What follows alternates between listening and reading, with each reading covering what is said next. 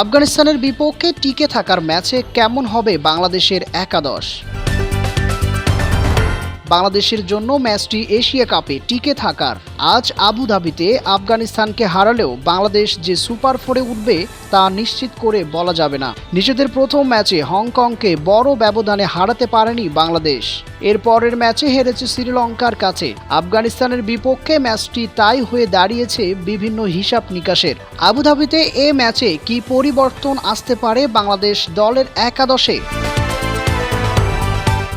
ওপেনিংয়ে হংকংয়ের বিপক্ষে 24 রানের জুটি গড়া পারভেজ হোসেন ইমন ও তানজিদ হাসান শ্রীলঙ্কার বিপক্ষে জুটি গড়তে পারেননি। সব মিলিয়ে সর্বশেষ 11 ইনিংসেই উদ্বোধনী জুটিতে 50 পেরোতে পারেনি বাংলাদেশ। এরপরেও আজ আফগানিস্তানের বিপক্ষে এই দুজনেরই ওপেন করার কথা। 3-এ নামবেন অধিনায়ক লিটন কুমার দাস। 4 নম্বর জায়গা নিয়ে ভাবতে পারে টিম ম্যানেজমেন্ট। একেবারেই ছন্দে নেই তৌহিদ হৃদয়। আন্তর্জাতিক টি-20তে সর্বশেষ 14 ইনিংসে 50 পাননি এই ব্যাটসম্যান। নিজের সেরাটাতে যে নেই সেটা তিনি নিজেই স্বীকার করেছেন হংকং ম্যাচের শেষে। 4-এ হৃদয়ের জায়গায় দলে দেখা যেতে পারে সাইফ হাসানকে।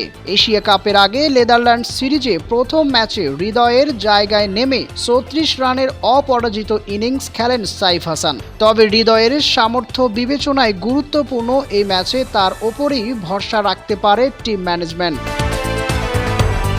গত ম্যাচে 86 রানের অবিচ্ছিন্ন জুটি গড়া শামীম হোসেন ও জাকের আলীর জায়গা অনেকটাই নিশ্চিত।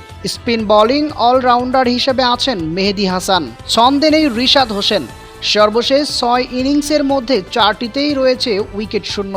এ জায়গায় সবশেষ 2 ম্যাচে 5 উইকেট নেওয়া বাঁহাতি স্পিনার নাসুম আহমেদকে বিবেচনায় নিতে পারে টিম ম্যানেজমেন্ট। রিশাদের মতো নাসুমও ব্যাটটা ভালোই চালাতে পারেন। শ্রীলঙ্কা ম্যাচে বাদ পড়া পেসার তাসকিন আহমেদে দলে ফিরতে পারেন। তিনি ফিরলে বাঁহাতি পেসার শরীফুলের জায়গাতেই ফেরার সম্ভাবনা বেশি।